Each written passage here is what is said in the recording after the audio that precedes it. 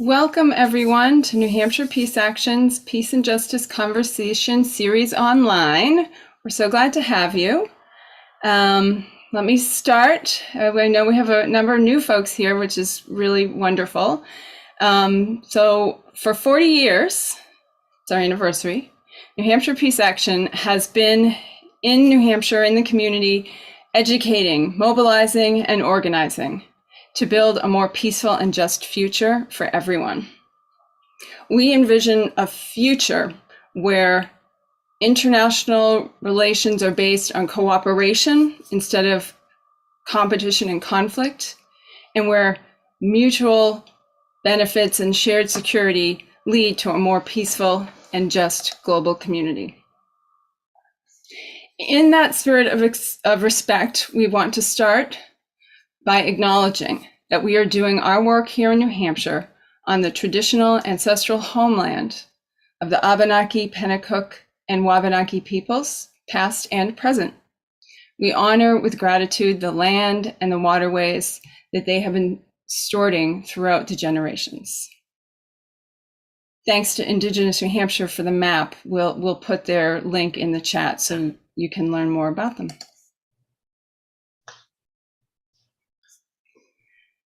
Quick word on Zoom etiquette. We love it when you keep your video on, although we know not everyone is comfortable with recording, but we do ask that you generally keep your audio muted. You can put questions in the chat, and later on we might be calling on people, but for now, being muted would be great. So this every other week online series has been a way for us to engage, to learn, and figure out how we can make changes that we've been yearning for. It started in 2020 with the upheavals, but this is something that we plan to keep going as one way to not return to business as usual. And tonight we're really excited to welcome Lisa Demaine and Wren, climate justice organizers with 350 New Hampshire. So New Hampshire Peace Action has supported 350 NH since its inception because we believe that militarism and climate disruption are deeply linked. In January, our two organizations actually hosted Marcy Winograd of Code Pink and Janet Wheel of Veterans for Peace to help us more clearly see those connections. And tonight we're going to get a more local look at what's going on with these folks from 350 New Hampshire. We're going to share their goals for a more just and sustainable world, tell us about their coalitional work, especially related to stopping the burning of coal, and their vision of a better future. So I'm going to turn it over to them, whoever wants to go start first. Welcome, thank you, and we're so glad you're here. Yeah, thank you all. So yeah, I'm Lisa Demaine. I'm stepping in for Jennifer Doobie, who is not feeling well. So send her your well wishes. So she's our climate justice organizer, one of our organizers alongside Wren. And I'm newly on staff. This is my second Monday on staff with 350 New Hampshire. I am one of the now 3, soon to be 2 co-executive directors. But I've been volunteering with 350 New Hampshire since like 2013 or 14 or so. I usually hear pronouns. I'm calling in from Dover, and I'll be co-presenting alongside Wren if you want to intro yourself. Hi, friends. My name is Wren. I'm taking they, them pronouns. The bulk of my work is a climate justice organizer with 350 New Hampshire. Another hat that I wear is a coordinator for the No Coal, No Gas campaign, which is an organization we work pretty closely with that I'll be talking about today too. But yeah, excited to be here. I got pulled in 350 New Hampshire last July. So also pretty new, but excited to be doing the work and being here in community with you all. We didn't say this. Which one of us is doing slides? Do you want to do tech, or I can also jump in? Could you do it? Yep. Thank you. Mm-hmm. I'll go ahead and share my screen here. So yeah, if you don't know about 350 New Hampshire, we are here to promote renewable energy and stop the expansion of fossil fuels. And we do this work with an intersectional lens, acknowledging that climate change is deeply intertwined with racism, poverty, war, and a number of other issues. And we do this through events, trainings like these, actions, and building community along the way. We are separate from 350.org that you may have heard of before. We're not financially connected to them. We do all of our own fundraising. And then our community is building this movement to demand a just and renewable infrastructure that has a just transition to renewable energy, that is resisting fossil fuel infrastructure and expansion, that is advocating for a Green New Deal, which is inspiring by policies that we're advocating for here in this New Hampshire. Defunding the fossil fuel industry so that we can change their influence. And we're getting ready for electing climate champions at every level of government this year. So we don't believe that climate emergency can be addressed through just regular market-based solutions and regular educational campaigns or individual actions. 350 New Hampshire is building and training people-powered climate movement here in New Hampshire. Our movement uses nonviolent direct action, grassroots campaigns, legislative advocacy, and digital tools that we can drive systemic change and get to the world that we want to see. So I'll hand it over to Wren to start talking about the No Coal, No Gas campaign and the community that they've been building. Hi, friends. Hello. So yeah, just briefly, No Gas is kind of this conglomeration of different local groups and working groups who are all kind of coming together to build this shared vision of a New England that doesn't have a coal plant burning in it. And they look to do this work through building community, through like showing like what the possibilities of our world can be, and then also through directly engaging in the systems of harm around the Miramax generating station, the last coal-fired power station in what is still called New England. So yeah, a little bit more about our plant, and maybe just to like introduce you a little bit to what this space is going to look like. This might be a lot of information. I have like a number of things that I think are important and I want to go over. So if there's any point where it would feel more accessible to you if I slow down a little bit, or if I pick up the pace, or if I can stop and re-explain terms, please feel free to come in with those requests. There are a lot of acronyms and things, for example, that I use every day in my life, but aren't necessarily in everybody else's like everyday parlance if you're not working on this like convoluted energy grid type work. Yeah, here's our lovely Miramax station. It built the 60. It is just outside of Concord, New Hampshire. Last major fired all of New. One plant in Connecticut that still burns some coal, but that is it does have a shutdown date. So the Miramax generating station is the final one without a shutdown date in New England. This plant is called a peaker plant. So that means that it will only come on when the grid is stressed. So that is like on super hot days or on super cold days, they'll fire the coal plant up to provide energy for folks. And yeah, so this adds capacity when there's a lot of power that's already in use, when the demand is pretty high, but it doesn't come on all that often. And yeah, coal plants generally don't work very well as peaker plants because they take a lot of like front-end energy and back-end energy to fire it up and then to take it back down. And the energy that it produces is also not necessary for our grid capacity. Because we have one of the biggest in New England, one of the biggest capacity margins. So this like difference between what we can produce and then what our demand looks like in like the entirety of the so-called United States. So the coal plant really just is an unnecessary relic of previous yeah, extractive machinations. So yeah, the Miramax generating station is owned by Granite Shore Power, which is like holding company. So it holds Miramax generating station, and then Granite Shore Power is then in turn owned by one more sort of like private equity firm, not quite a hedge fund, called Atlas Holdings. And I think here's a good map of what like so a company that has an X through it that's called Castleton. So it used to be that Granite Shore Power was owned by both Atlas and Castleton, two of these kind of like joint hedge fund organizations who were putting stake into Granite Shore Power and then into our little coal plant. But recently we found out that at the end of last year, Castleton completely backed out of the sector. So we had been doing a lot of work at No Coal No Gas to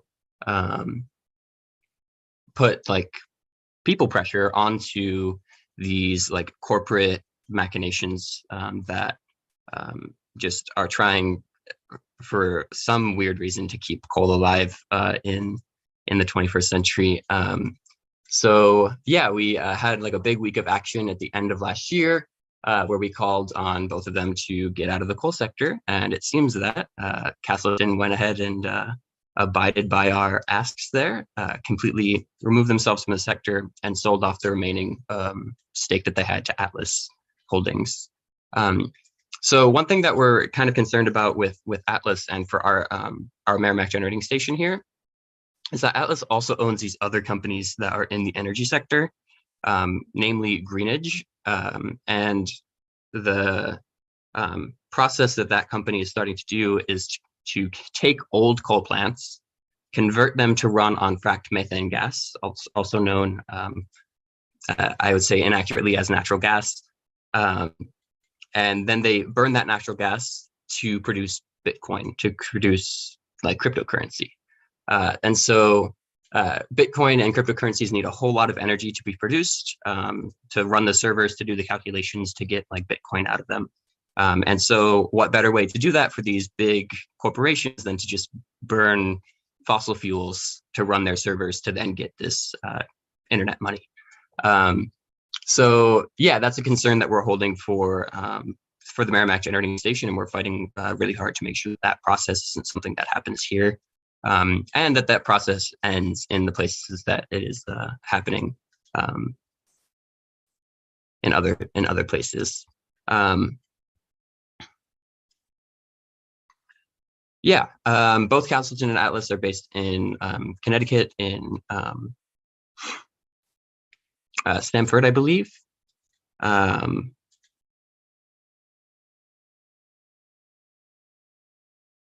Yeah, the corporations are also kind of like holding a lot of different companies that are kind of have some interesting takes, especially on the sustainability. Atlas holds ownership in this like nut company called Wizard's Nuts. It's kind of like wild and kind of funny, but it's like this massive like monoculture almond farm, and their like plea for sustainability on their website is about how they like put bees into their monoculture almond farm, which just takes like excessive amounts of water and doesn't like contribute to like a good ecological system for the bees that they're using. So yeah, all around just one of those bad corporations that we're looking to be in tension with, to be in conflict with, in generative and good ways. So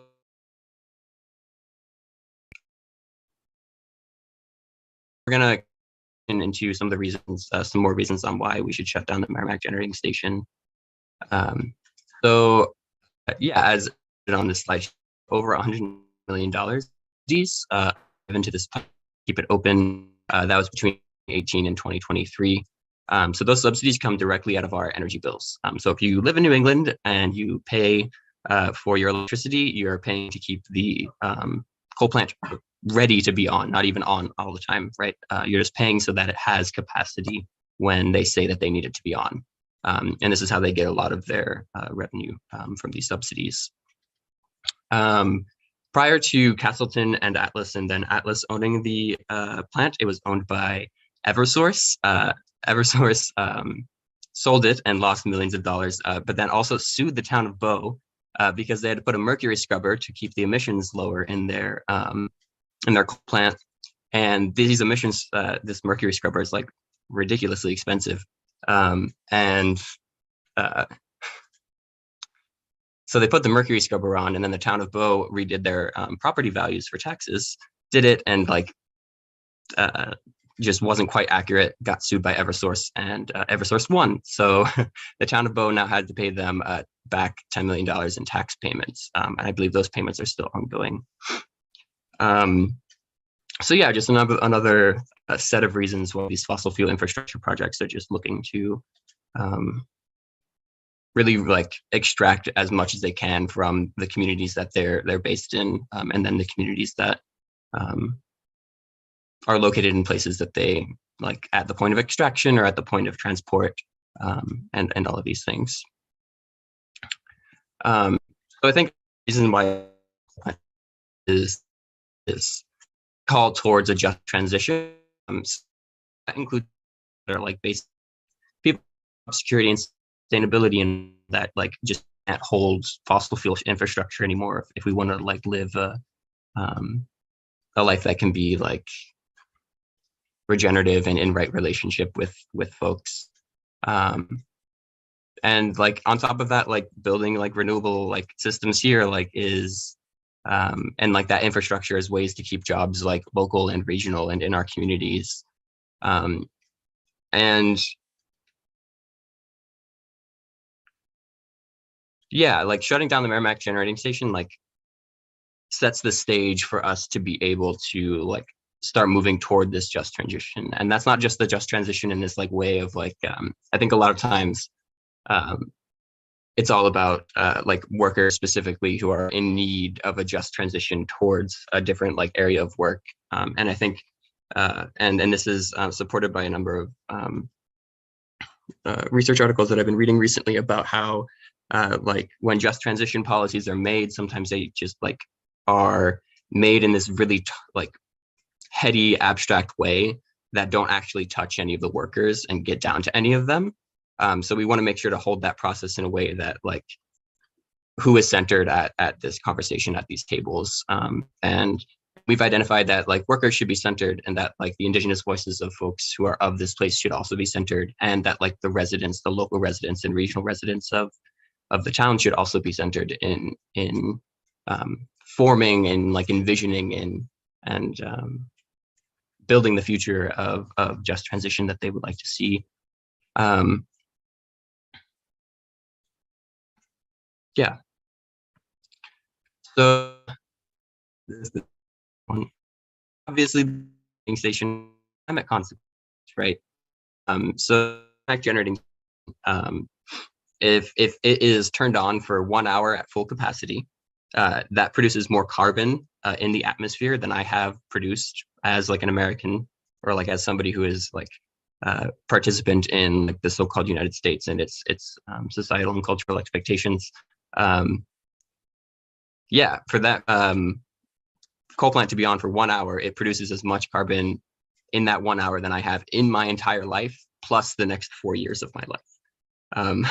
So yeah, it's just and Lisa talked about it a little bit too when we think about it's all about these like personal like agency and like our personal ability to like enact change, which I think is really, really important to be able to do. It's also that like as like how much of it rather like there needs to be this call for a big and systemic shift in the way that we produce energy, and also the way that like we relate to the land and the way that like we relate to each other. Yeah, also that like this fracked methane gas that like these plants are being converted to like also causes climate change at 80 times I think this might be a misstatement here actually. It's not quite a good sentence. In any case, the third point is valid, and that is that the owners of the plant are profiting off of the destruction of like air and land and like climate, and we just can't continue in the way that we're doing. It also has like just really intense health consequences on folks. So you've heard me talk a lot. I'm going to go ahead and pass back to Lisa for a little bit of a break, and then you'll see me again.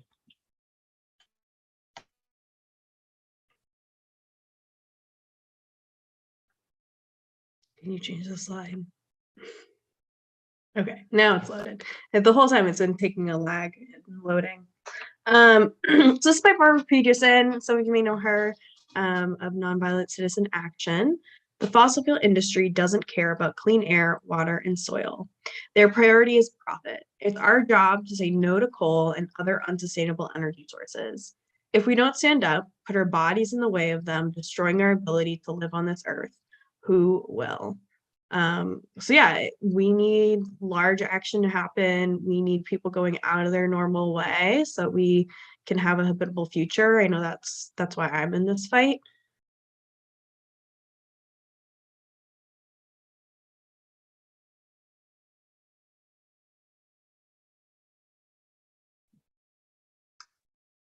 Okay, talk a little concept of the burn.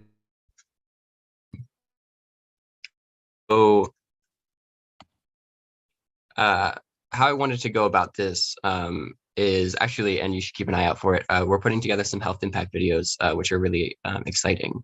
And there was like a lot of just kind of source information that was put into these videos that are coming out. I'm very excited for them. So I've extracted some of that information and put a little, I guess, like window into that process. And I just want to talk about a little bit the toxicity and health consequences of coal to like an ecology, and that includes humans and non-human life, and then also like ecological processes. So yeah, coal isn't just like toxic when it's combusted, and it's not just toxic when it's like extracted from the earth. It's like a toxic like and harmful to health across like the entirety of its life cycle once it's brought under like from underneath the ground to the surface. So if we start in Appalachia, where the bulk of the coal for Miramax generating station is mined, you can see that like some of the most biodiverse regions in Turtle Island on like the so-called United States are located in like a short band of the Appalachian Mountains. That area has been shrinking, of course, but when coal is extracted there, like what it does is it you can get like runoff of like coal and particulates into like water systems and streams, and that can be like heavy metals like cadmium and chromium, but also like mercury, which have lasting health effects on ecosystems. They also like recycle through the communities through like each generation, and so yeah, and then you also have things like processes that these big corporations will do, like mountaintop removal, which basically is, oh, there's some coal underneath this mountain, let's just like blow up the top of it and collect all of it that we can. And that process is particularly harmful. When like mountaintops are blown off in Appalachia, what the going knowledge is that it loses like that surrounding area, that surrounding ecology loses about 40% of its aquatic biodiversity from that process happening. So that's almost half of the like aquatic biodiversity in an ecosystem just like disappearing because of the mining of coal, which, yeah, biodiversity is like particularly important for like the resiliency of ecosystems, especially as we're like moving into a world of climate catastrophe, of climate apocalypse, of like crisis. And so yeah, that's just kind of like a window into like when it's extracted. But then once it's all extracted, well, they have to put it somewhere, right? So they're going to put it on top of a train or on top of a cargo ship or on top of trucks, or however it is that they're going to like transit this material. And it's not just like, it doesn't just perfectly cleanly get to its destination. No, it's blowing off particulate matter and like carbon and again, these heavy metals into all of the areas that the train track is touching, or that the truck is like barreling down the interstate and it's blowing off all of these things as well, that are just like super harmful to human health, and they get like lodged in the lungs, and they can have there's very harmful effects. So then once it arrives in Bow, you get like all of the processing, if that's applicable for this situation for that type of coal. So it'll be washed, and along with the water that washes out of it, you'll have, again, these heavy metals and this high carbon content, this dust, these particulates that can get into waterways, into soil, into people's like heads, into people's lungs, into people's hearts. And then, of course, the coal is then burned, it's combusted, and that puts off like steam and smoke, right? It's the steam generating power plant. But in that steam is, of course, like every year, like pounds of mercury that are like flying off into the atmosphere, and then into like our waterways, our lakes, and yeah. So if you have like a 20-acre ache and you put like a gram, or like a drop, like a tiny drop of mercury into it, that like has like then those, like the fish in that like waterway are no longer safe to eat. And then Miramax generating station is putting pounds of it out a year into like our waterways around here.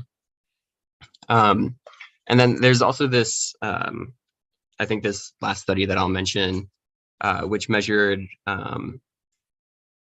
it took a group of young people, like of miners, and it was looking at the effects of like fossil fuel infrastructure on mental health. And it was really interesting in that it showed if you lived within like a certain radius of a fossil fuel infrastructure, the like rates of mental health challenges are higher than if you didn't live next to a piece of fossil fuel infrastructure. And I think that can be like multifold, the reasoning behind that. So like you're like living next to fossil fuel infrastructure in a world that is like in climate catastrophe, and that's like, that can just generally be very harmful for your own mental health. But also that like the heavy metals that I was talking about can be much like lead poisoning, if you're familiar with that, but can be like soaked up into your brain and into your bloodstream through like an olfactory palate in your head, and it can go like straight into your brain, and then that can have like measurable behavioral shifts and changes that look like anxiety, and they look like depression, and they look like ADHD. That's happening for folks who are living around fossil fuel infrastructure across the world, and then also particularly in Bow, New Hampshire, across this region. Thinking a little bit more about like the perspective that we're bringing, I wanted to talk a little bit about how this process is not isolated to New England. It's not isolated to the United States.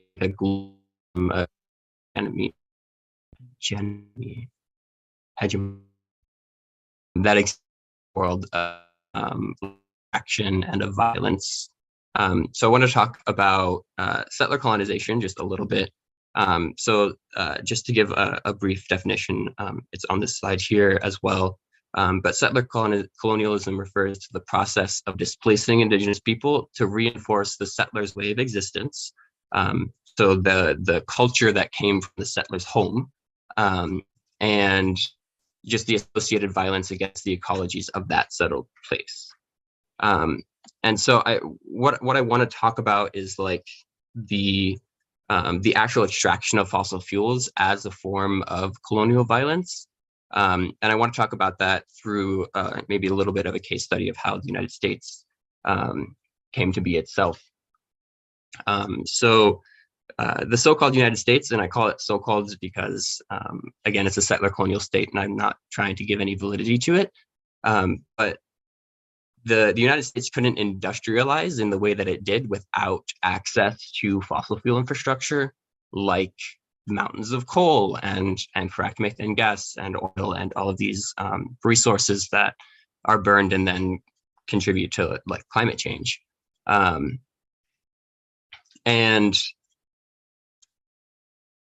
yeah, the mining of this coal and the extraction of this oil and fracked gas is not like I want to challenge the way that maybe we might think about how this process works, and that process looks maybe a little bit in my head like the United States looks at its own land and it says we need coal to, or we need oil, or we need some sort of resource to be able to compete on like the global stage or however.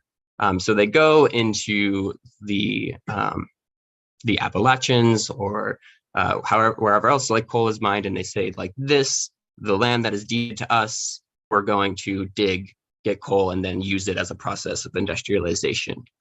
The parallel perspective that I want to offer is that that coal doesn't belong to them, that resource doesn't belong to them, that the so-called United States has no right to those resources, because in order to mine that coal, in order to put in that pipeline, in order to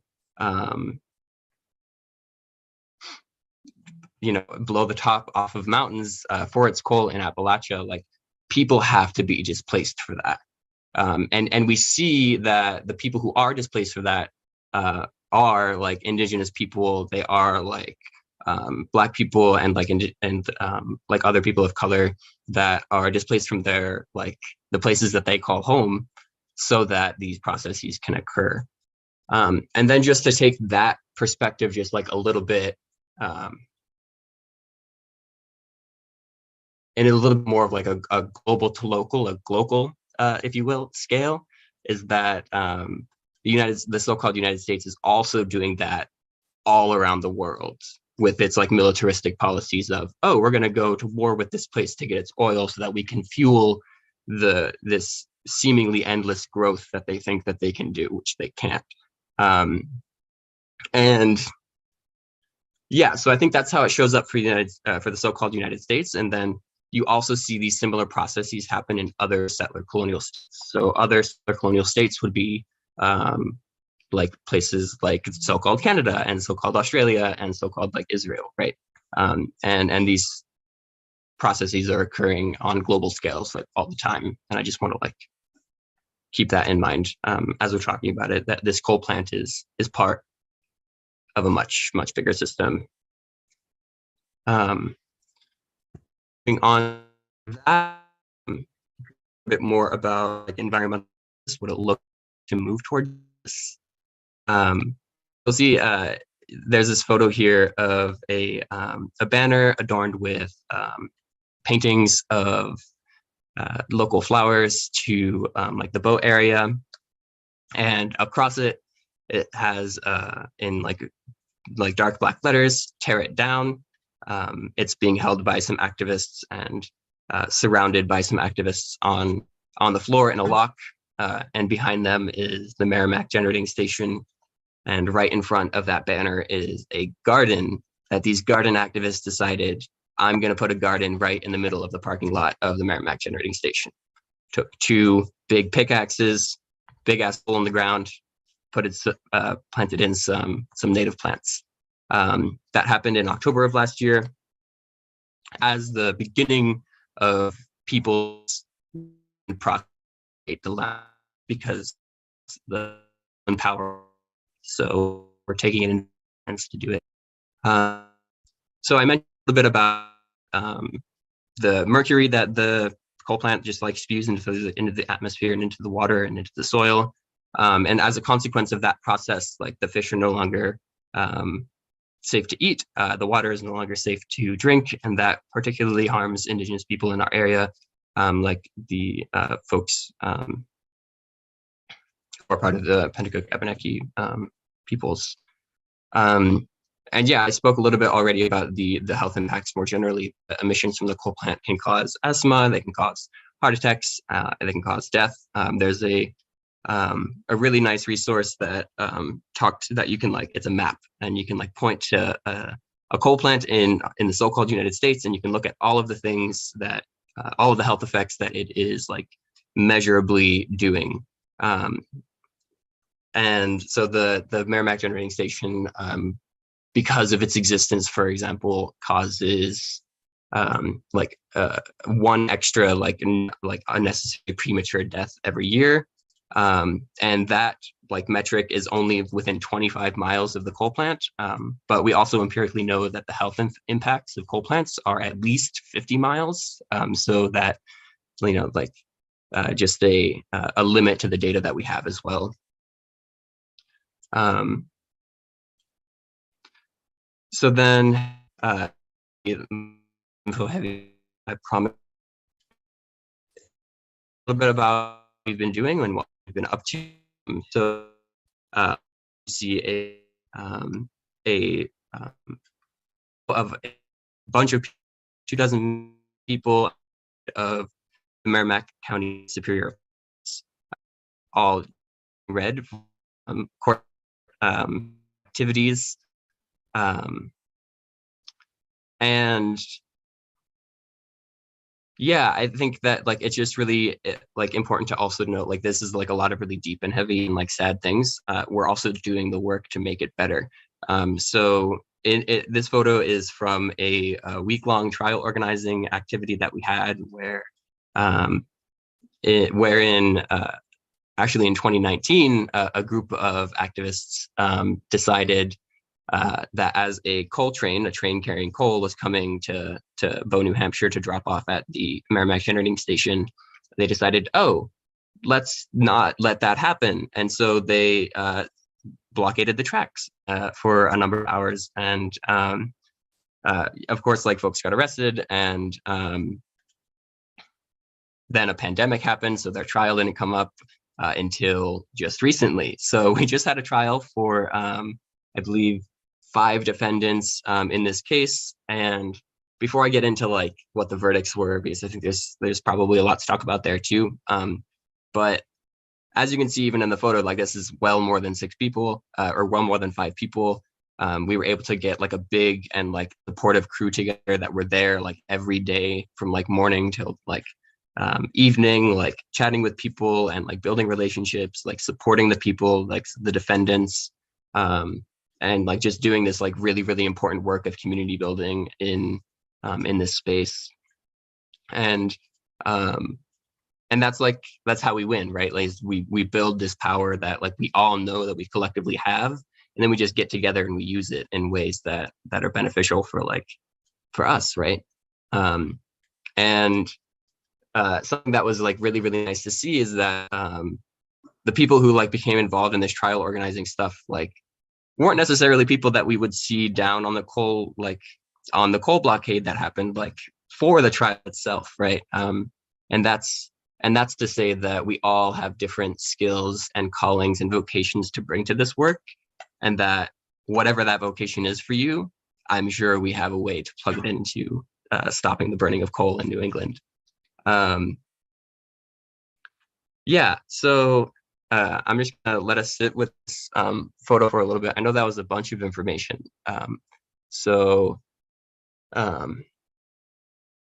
Yeah, maybe we can just like take a little bit to just like breathe and like let it settle in a little bit, to think about maybe some questions that are budding, or some comments or thoughts that you want to bring around. So I'm just going to take a big breath, and then I'll facilitate the transition.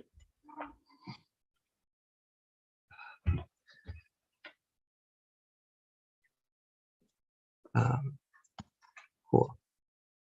So also something I learned recently that I find really exciting for Zoom times is just like if it might seem a little silly too, but like if you can just like have a look around at people's screens, and then every once in a while like just kind of look up into the camera, and that's just like a small way for us to try to get some eye contact with each other in this virtual world. So maybe as you look around, you can just kind of, oh, maybe you caught somebody in the eyes there, and just be with that relationship that we can have together. Cool. Okay. And I think now I'm going to pass it back off to Lisa.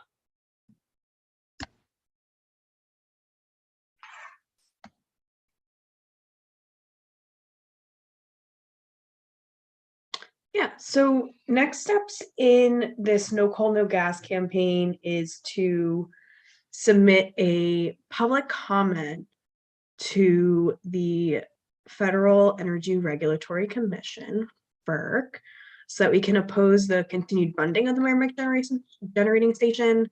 There's a lot of nuance that's summarized into that one sentence. So if you want to get into the details, you definitely can.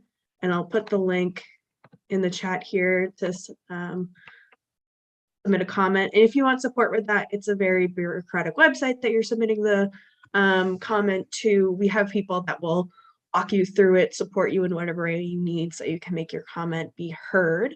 Last time that we did a comment period, we had about 100 people submit, and we're already surpassing that goal. So we're hoping that you can help us get to 200 people submitting comments. And then yeah, so we're also still having pressure on the financial institutions that are funding this. And we're doing local education. 350 New Hampshire is going to be doing what's called deep canvassing in the Bow area. So educating and learning a lot from people in that region about what they think about the plant, what they know about the plant, how it's been affecting them in their lives, and being able to plug them into this campaign would be the hope. We are having a consistent cycle of nonviolent direct actions and overall pressuring ISO New England and FERC. It's also Earth Day next week. I don't know if people knew that, but we are doing the day after Earth Day on Friday. Oh, sorry. So yeah, so right now, Miramax Generating Station is supposed to be funded through 2026. We don't like that, so submit a comment saying you don't like that, but in fancier language. And the link is in the chat. And so that needs to be submitted before May 5th. So you have a few weeks, but again, our team can help you, the No Coal, No Gas team. So yeah, there's an Earth Day mobilization in Concord. I just put the link for that in the chat. So that's in Concord on Saturday the 23rd from 11 a.m. to 1. It's also going to be a seed swap of native seeds if you're looking to up your native seeds and plants. We're excited to do this alongside Rights and Democracy and New Hampshire Youth Movement as part of the New Hampshire Renewed Coalition. And we're excited to just have some outside events with people in a safe way. It's finally time for us to be outside. Today's weather was so beautiful. And those are the big ways for people to join us.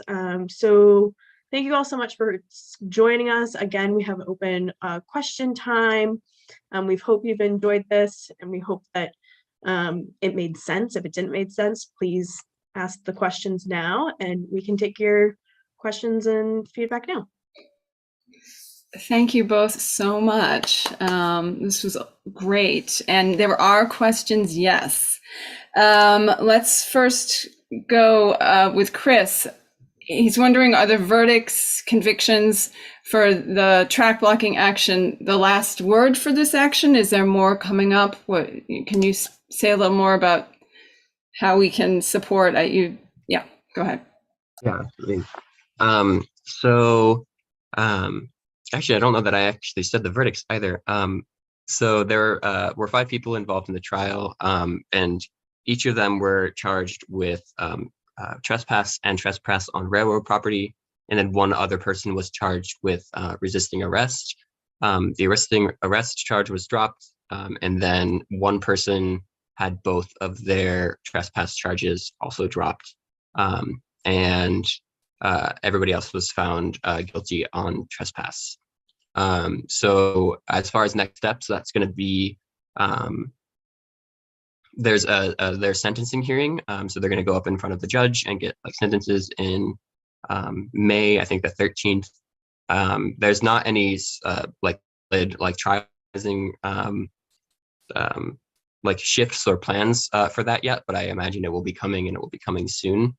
The one thing that is good about being able to, or about like the sentencing, is that it gives defendants an opportunity to like speak with the judge, to like give testimony, to like provide reasoning for why they did the thing, and all of that. So that could be also a really good and powerful experience for a lot of folks. Thanks. And now the public comment that you mentioned, is that, should only New Hampshire residents do that or beyond? Yeah, I think it should be like people, whoever.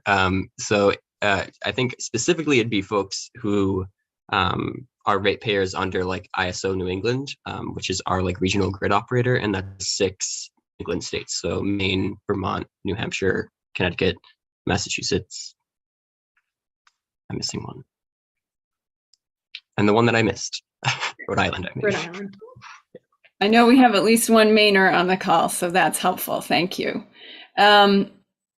David has a question about the workers at the Miramax generating station.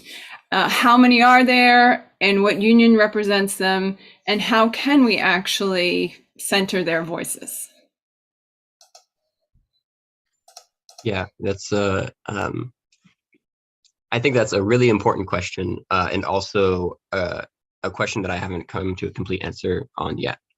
So one thing is that we know is that the workers who are in a collective bargaining agreement are organized under the IBEW. I've had some like medium productive conversations with some union folks there to start those conversations. And then I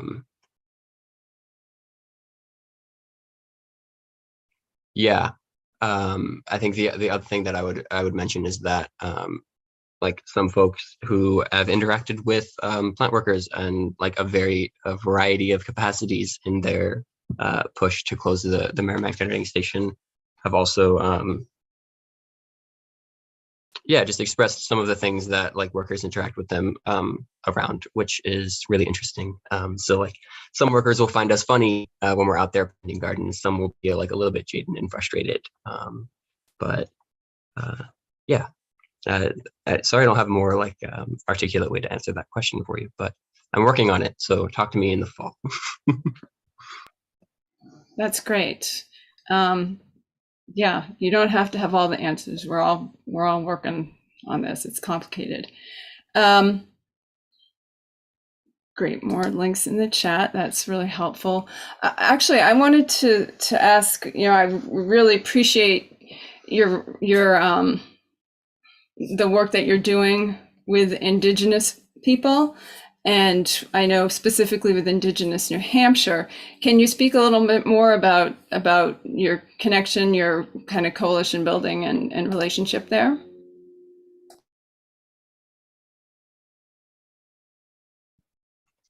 Yeah, I can speak a little bit to it. I think what I'm called to say here is that the New Hampshire Renews Coalition has like a really a working relationship with the Cowslick Band of the Penticuk Abenaki people that has been like really fruitful in a number of ways and generative. That's been really good. I think that one of the focuses there is around like ecological restoration as it relates to like dam removals that we've been throwing down on a lot recently. So that's something that we're like really excited to keep pushing into. And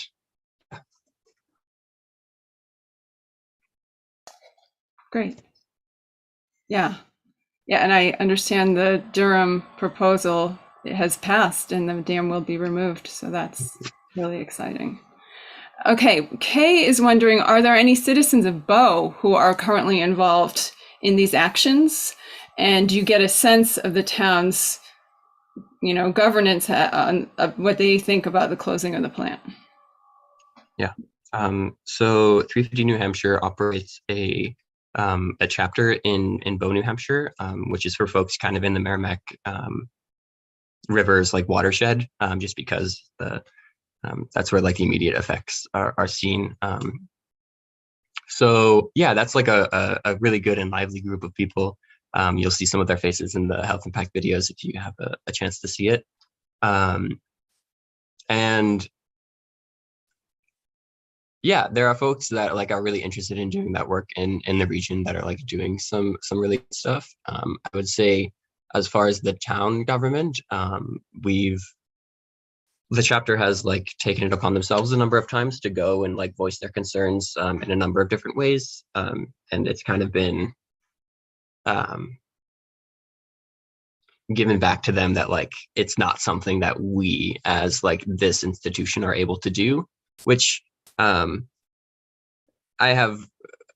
would say some personal disagreements with their board of selectmen, but yeah.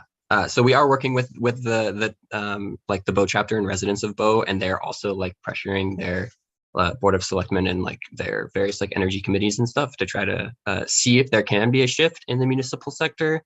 But that's like an ongoing process. Great, thanks. David has some questions here about hydropower, specifically that, you know, because hydropower can be less carbon releasing than fossil fuels. And then we're talking about dam removal. And so can you say a little bit about that?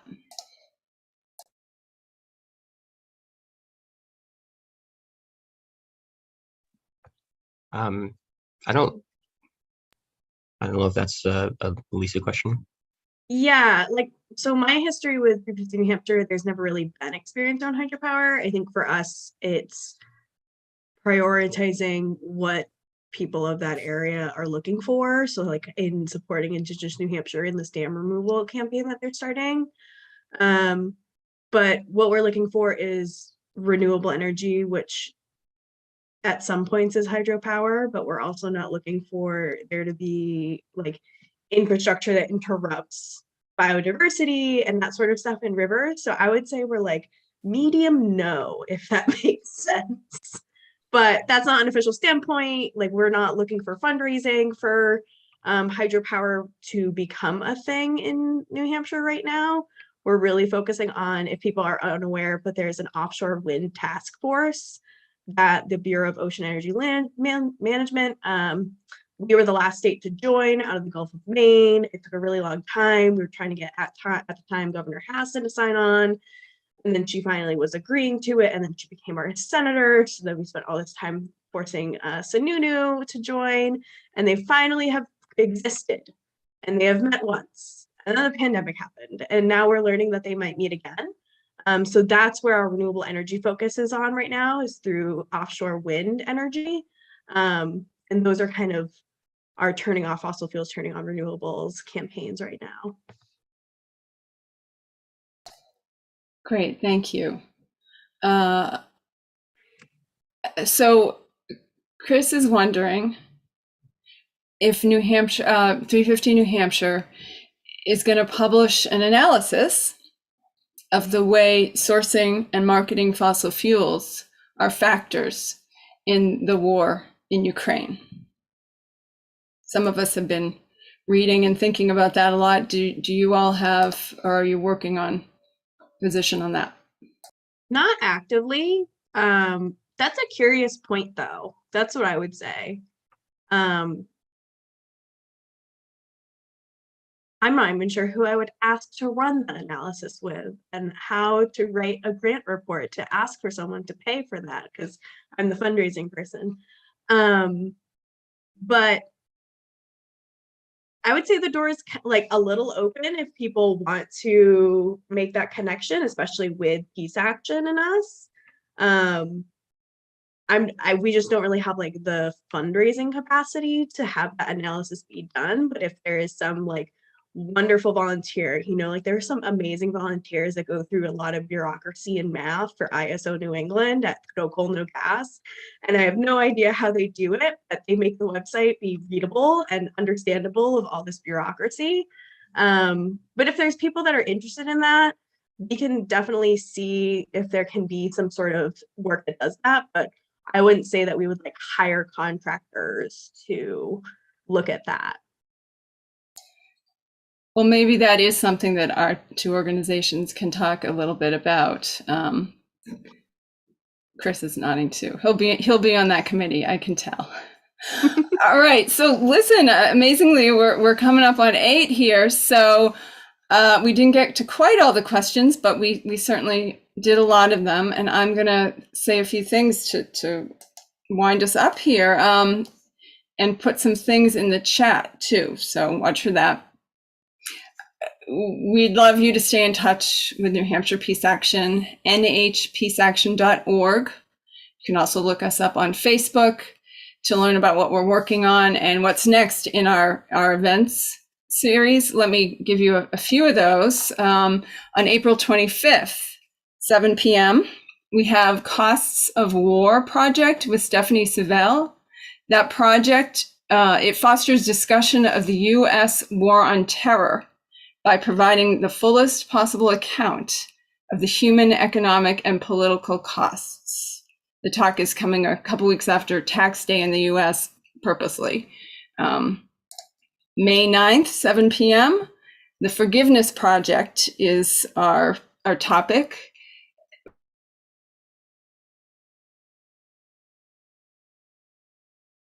Narratives exploring forgiveness in the face of atrocity. The exhibition will be in Durham, and so we'll have them come and talk about it. And then let me just one more on May 16th at 7 p.m.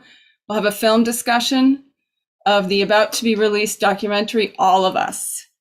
This film is about different people in different places in the world who have made the choice to go towards the other and overcome the trauma of past conflict and war. Even if you can't come to this discussion, signing up means you get the link to watch the film for free. So go ahead and do that. Again, we're going to put in the chat a link for both 350 New Hampshire and New Hampshire Peace Action, so that you can keep up with our work. And know that this series, our Monday night series, is free, but we very much welcome your support. So we'll put the link for donating in there, nhpeaceaction.org/donate.